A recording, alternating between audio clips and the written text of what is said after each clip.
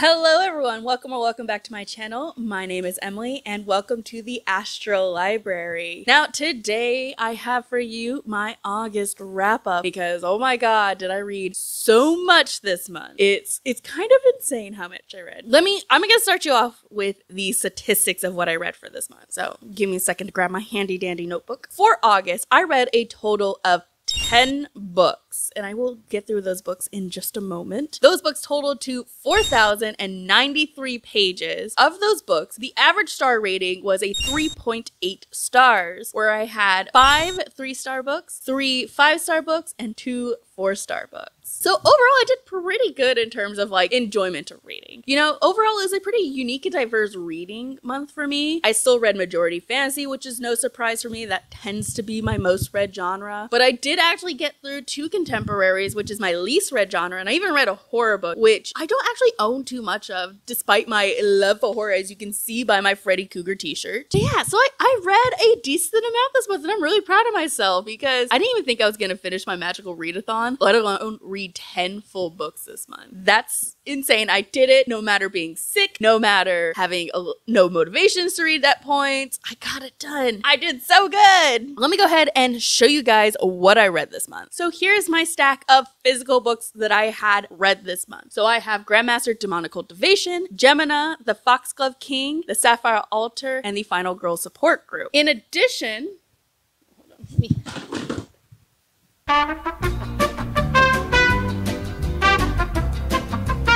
in addition to those physical books, I also read 4 library books. I read Coven, Project Nought, Belle the Ball, and Chain Gang All Stars. In addition to those library books, I also read Tomorrow and Tomorrow and Tomorrow. Not only did I read a wide spread of genres, I also read a wide spread of formats. So I had some physical books that I already owned, and I only bought 1, so be proud of me this month. But in addition to that, I also had 4 library books, which you kind of saw in my library reading haul, and I had an ebook, which I do plan to physically buy. So let's go ahead and get into what did I think of each of these books, what was kind of interesting about them. I'm not going to go too much in depth because these are all part of their own vlog. So most of these books are actually part of my magical readathon vlog, which you can go ahead and see up on my channel. I believe it comes out before this video, so feel free to check that out. And the ones I read for the library book haul, which include Coven, Project Nought, and Belle of the Ball, have already been posted, so you already kind of got my thoughts. So I'm gonna skim over those since you already kind of know my thoughts. I'm just gonna talk about the ones I read for Magical Readathon and kind of generally what I thought about them. So the first thing I had read was Grandmaster Demonic Cultivation Volume 2. So this is the 2nd volume in the Grandmaster Demonic Cultivation series by MXTX. And in the series, we are following our main character, Wei Wuxian, who is essentially a necromancer. And many years ago, he invented necromancy and became this like feared leader, and he was actually killed because of that fear. And so the story takes place, I think 20 or so years later, where he actually finds himself reborn into another body, and essentially he's told to get revenge for this person. And in doing so, he kind of starts uncovering more conspiracies. But more than that, he runs into his old friend and enemy Lanjan, who recognizes who Wei Wuxian is, and they end up becoming entangled in this conspiracy going on, where someone not only revived Wei Wuxian for unknown purposes, but they also uncover a murder that may be linked to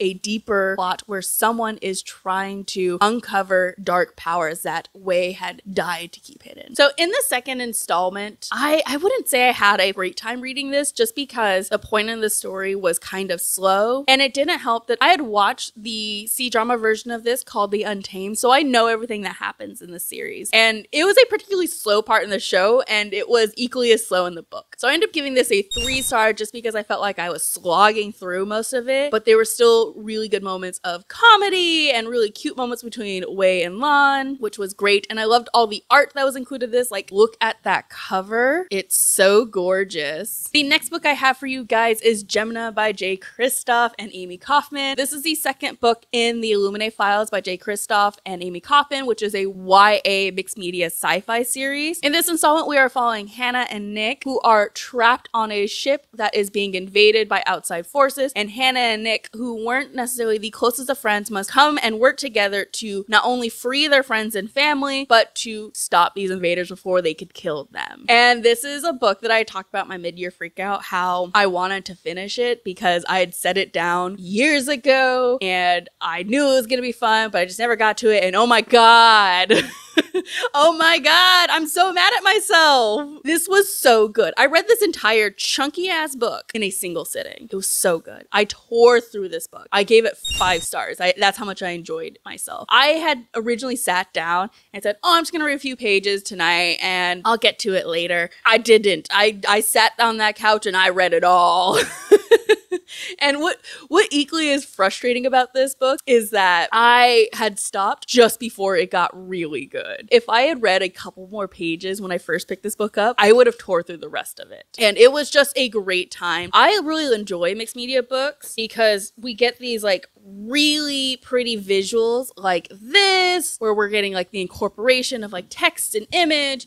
But the way that Amie Kaufman and Kristoff like wrote this book was so entertaining, and just all the different perspectives, because not only are we hearing from Hannah and Nick themselves via a text chat, but we also get this like the surveillance footage that is narrated to us by this really funny inspector. We have an AI who talks to us that is from the first book. Overall, this book was really fun and I highly recommend it. If you're really intimidated by sci-fi, this series is really good to kind of dip your toe in because it's fast-paced, it's fun, and it's not pretentious. It doesn't shove itself down your throat. And I think the mixed media format will help you get through this book a lot quicker despite its like very chunky and intimidating size. The next book I have for you is Sapphire Altar by David Daglish. This is the second book in the Vagrant God series. I had read the first book last month and I really enjoyed it. It was a multi-perspective book, which is not usually my speed, but I found it super interesting. This sequel, however, it's not a bad book. I end up giving it 3 stars. The series is about our main character, Cyrus, who was the prince of this island called Thanet. And one day his island is invaded by the Everlorn Empire, which is this huge conquering empire that has gone around for years, conquering different continents and cities and kingdoms, and essentially killing their gods and instilling their own god and government. When we first meet Cyrus, he is 10 years old on the day of this invasion,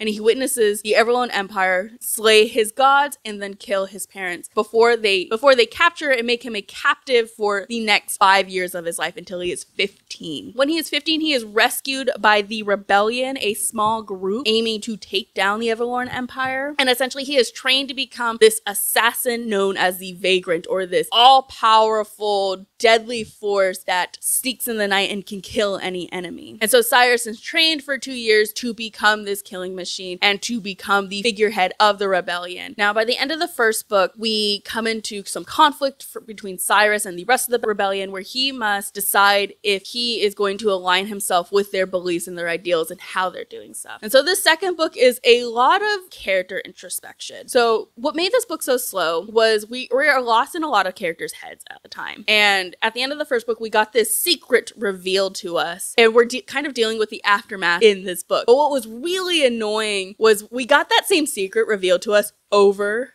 and over and over again. I'm talking like the same secret told several times in this book to different characters, and we had to like listen to the whole story again. We had to listen to how they were dealing with it, and it was really annoying. It was super annoying to like hear that, not only hear the same story again, but to essentially have the same reactions for the most part. And one character in particular really made me mad. I just felt like her progression of like losing faith, rebuilding faith, losing it again, turning against everyone was annoying, and it was in so much of this book. That's why this book felt like it took forever, even though it's not as long as a fantasy as most are, but it felt like it. It felt like it was an 800-page book instead of the 500-page book it is. I ended up giving this 3 stars. I'm still very interested in what's going on in the rest of the series. We have another book coming out in January, so I'm very excited for that. But this book definitely suffers from middle book syndrome. So the next book I read was The Foxglove King by Hannah Whitten. So this is the only book I bought this month. You should be so proud of me. And this book is about our main character, Lore, who is a necromancer, which is, the second necromancer of this reading wrap up, but So this book follows our main character, Lore, who is a poison smuggler, or essentially a drug smuggler in this realm. And during one of her runs, she is captured by the guards and reveals her necromancy powers as she revives this dead horse in attempts of getting away. Instead of taking her and burning her at the stake like they usually do with necromancers, she is brought before the king, who sees potential in her powers because lately in the kingdom, whole villages are being wiped out by some mysterious cause, where a bunch of people are dying dying, and no one knows why. There's no marks on their bodies, there's no signs of attack or animals, so they have no idea what's going on. So the king believes that his son is potentially behind these mysterious deaths, so he employs Lore as a spy to figure out what is going on with his son and what is going on with these deaths. And as Lore starts to investigate, she finds out Nought is all as it seems, and that there's actually a lot more going on behind the scenes, not only with the village's deaths, but between the king and his son. So I end up giving this 3 stars again, just because even though the plot was really interesting and I was interested in how the story's progressing, I felt like I had a lot of questions that weren't answered. And even though this is only the first book in what I think is a trilogy, I didn't get enough answers to feel like I was satisfied. I felt like I had more questions by the end of this first book, or none of my original questions were answered. So overall, I was just kind of feeling unsatisfied and confused as they kept just like throwing stuff at us, especially in the last 50 or so pages of this book was just like nonstop information being thrown at us. And it was kind of disorienting and it was kind of too info dumpy, even though again, we didn't get that much info in an info dump. I will probably pick up the next book in this series, but it's not something I'm like dying to have in my hands at this moment. Okay, and the last book I have for you here is the Final Girl Support Group. This is my second Grady Hendrix book, and it is about a support group made of final girls, or girls who survived like horror movies like Nightmare on Elm Street or Friday the 13th, Halloween, you know, the stereotypical horror movie final girls. And this takes place many, many years after their trauma, and then suddenly these girls start dying and being picked off one by one. And so our main character, Adrienne, is trying to figure out who is hunting them and how can she stop it. I gave this book 3 stars because this is a very divisive book in the book community. People either really love this book or really hate it. I'm in the middle. I saw a lot of the merits and like funness of this book. This felt like a slasher movie, which is kind of like what it was made to do. It's an ode to slasher films and final girls. I got that. That was really enjoyable. But also, it was frustrating because it felt like you couldn't figure out the mystery behind this book, no matter like how close you were paying attention, because not only was the narrator, main character, paranoid as all hell, but it didn't matter in the end. Every clue didn't necessarily mean anything. It's just kind of like, here's the answer, which is very slasher film. It's very, very slasher film, but it's frustrating to read in like a horror mystery book. I had an okay time. I felt like it slogged at times. I felt like it when it increased the pace, it increased the pace. As for the books that I do not have for Chain Gang All-Stars, so that is Adjei-Brenyah's debut novel, which I was so excited. So originally I was supposed to read Iron Gold for this month, but that book came out and I adored it. I had to have it in my hands. As soon as I saw it, I was like, I need it. Because I loved his short story collection, Friday Black. I needed to see that man do a novel, and I was not disappointed. So Chain Gang All-Stars is a sci-fi novel that takes place many, many years in the future, where prison has become a privatized industry, and those who have been sentenced to life in prison or on death row are given the choice that instead of serving out their sentences in these very harsh and inhumane prisons, to essentially fight in death matches for their freedom. And so the book follows a cast of characters in this world, but mainly 2 female fighters who are fighting for their lives in these death matches in what is known as a chain gang, or a group of prisoners that are linked together that aren't necessarily a team but can work together. And so our main character is a few fights from achieving high freedom or surviving 3 full years in these death matches. And upon the eve of your 3rd year, you are released back into this world, a feat no one has achieved. So the book's really interesting because we follow not only the people who are involved in these death matches, but we are learning about the prison system in our world today. And the book has footnotes that are so powerful and add so much to the story, which is usually one of the things I worry about with a book with footnotes, because I just never want to read them.